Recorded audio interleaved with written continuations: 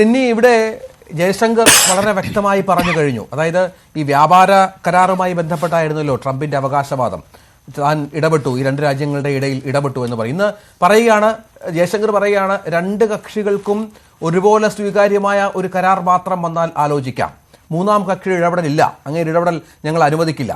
ഞങ്ങളുടെ തർക്കവും ഞങ്ങളുടെ ചർച്ചയുമെല്ലാം ഭീകരവാദവുമായി ബന്ധപ്പെട്ടായിരിക്കും. പ്രധാനമന്ത്രി പറഞ്ഞ അതേപോലെ ആവർത്തിക്കുകയാണ്.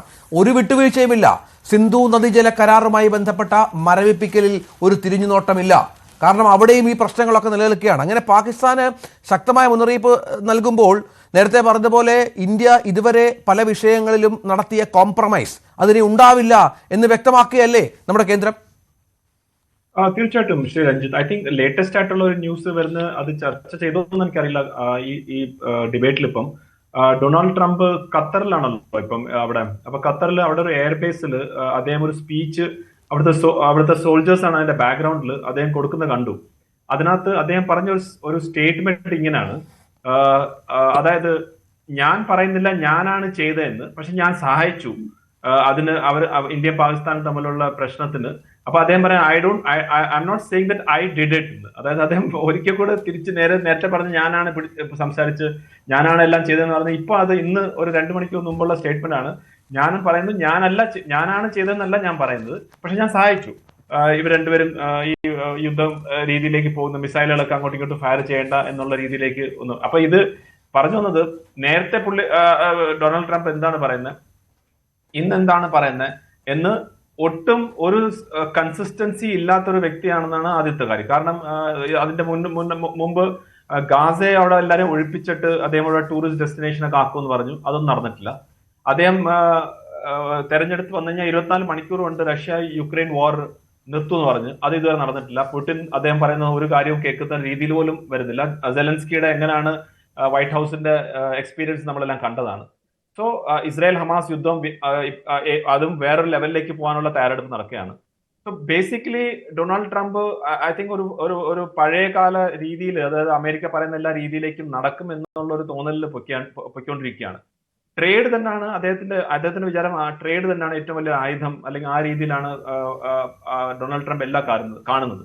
ഇപ്പൊ തന്നെ Saudi Arabia, Qatar, UAE 3 visit നടന്നു. ഖത്തറിന്റെ വിസിറ്റിലൊക്കെ ഏറ്റവും കൂടുതൽ ഫോക്കസ് കൊടുത്തത് ട്രേഡ് തന്നെയാണ്. സൗദി അറേബ്യയുടെ കാര്യത്തിലും അതുപോലെ തന്നെയാണ്. സോ ഡൊണാൾഡ് ട്രംപിന് ഈസ് ഒരു പ്യുവർ ബിസിനസ് മാൻ ആണ്. ഈസ് നോട്ട് ഒരു സ്റ്റേറ്റ്സ്മാൻ ലൈക്കോ അല്ലെങ്കിൽ ജിയോ പൊളിറ്റിക്സിനെ കുറിച്ചൊക്കെ വല്ല രീതിയിലുള്ള ധാരണയുള്ള ആളല്ല. അതുകൊണ്ടാണ് 1000 years ആയിട്ട്, 1000 വർഷമായിട്ട് ഇന്ത്യ പാകിസ്ഥാൻ തമ്മിൽ ഈ പ്രശ്നം നടക്കുകയാണ്. അതിന്റെ എന്ത് ലോജിക്കാണെന്ന് നമുക്കറിയില്ല. നേരത്തെ പറഞ്ഞല്ലോ, കുറച്ചു നേരം ഇരുന്ന് കഴിഞ്ഞാൽ പ്രശ്നം തീരും, ഡിന്നറിൽ ഇരുന്ന് കഴിഞ്ഞാൽ തീരും എന്നൊക്കെ ഉള്ള ഒരു വാദം. അപ്പൊ അവിടെയാണ് എനിക്ക് തോന്നുന്നു ഭാരതത്തിന്റെ കൃത്യമായിട്ടുള്ള ഡിപ്ലോമസി. ആൻഡ് ഭാരതത്തിന്റെ ഡിപ്ലോമസി എന്ന് പറഞ്ഞാൽ ഒരു കോൺസ്റ്റന്റ് ആയിട്ട് നടന്നുകൊണ്ടിരിക്കുന്ന ഒരു കാര്യം തന്നെയാണ്. നമ്മളതിനകത്ത് അങ്ങനത്തെ യാതൊരു രീതിയിലുള്ള ഒരു ലാക്ക് ഓഫ് ഡൗട്ടോ അങ്ങനെ ഒരു ഡൗട്ടിന്റെ ഒരു കാര്യമേ ഇല്ല. We have been consistent.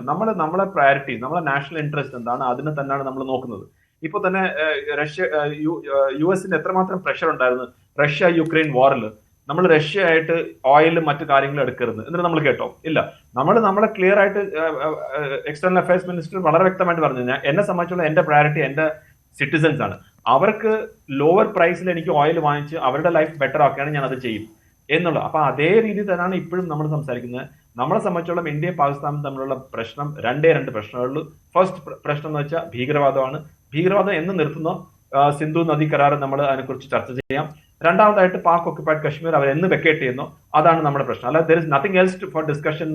ഇന്ന് external affairs minister I think ഒരു അയോട്ട ഓഫ് ഡൗട്ട്, ആരുടെയും മനസ്സിൽ എന്തെങ്കിലും ചെറിയ ഒരു സംശയം പോലും ഇല്ലാത്ത രീതിയിൽ അത് ക്ലാരിഫൈ ചെയ്തു തന്നെ പറയാം. സോ അണ്ടർലൈൻ വൺസ് അഗൈൻ ചെയ്യാണ് നമ്മളെ ഡിപ്ലോമസിയിൽ ഒരു സ്ട്രാറ്റജിക് ആയിട്ടുള്ള ഇൻഡിപെൻഡൻസ് നമ്മൾ എപ്പോഴും റിറ്റെയിൻ ചെയ്തിട്ടുണ്ടായിരുന്നു. പക്ഷെ പല പ്രാവശ്യമായിട്ട് പല രീതിയിൽ ചില സമയത്ത് US ഒക്കെ നമുക്ക് പ്രഷറൈസ് ചെയ്യുന്നുണ്ട് ഒരു കാലം ഉണ്ടായിരുന്നു. പക്ഷെ ആ കാലമല്ല ഇപ്പൊ എന്നുള്ളത് എനിക്ക് തോന്നുന്നു US-നും അറിയാം, ഇന്ത്യക്കും അറിയാം. സോ നമുക്ക് നമ്മളെ കാര്യങ്ങൾ നമ്മളെ നാഷണൽ ഇൻട്രസ്റ്റ് നോക്കി തന്നെയാണ് ഇപ്പൊ പ്രവർത്തിക്കുന്നത്. അതിന്റെ ഒരു എക്സ്റ്റൻഷൻ മാത്രമായിട്ടാണ് ഞാൻ ഇന്ന് എക്സ്റ്റേണൽ അഫയേഴ്സ് മിനിസ്റ്ററിന്റെ സ്റ്റേറ്റ്മെന്റ് കാണുന്നത്. ശ്രീ ബൈജു തട്ടാല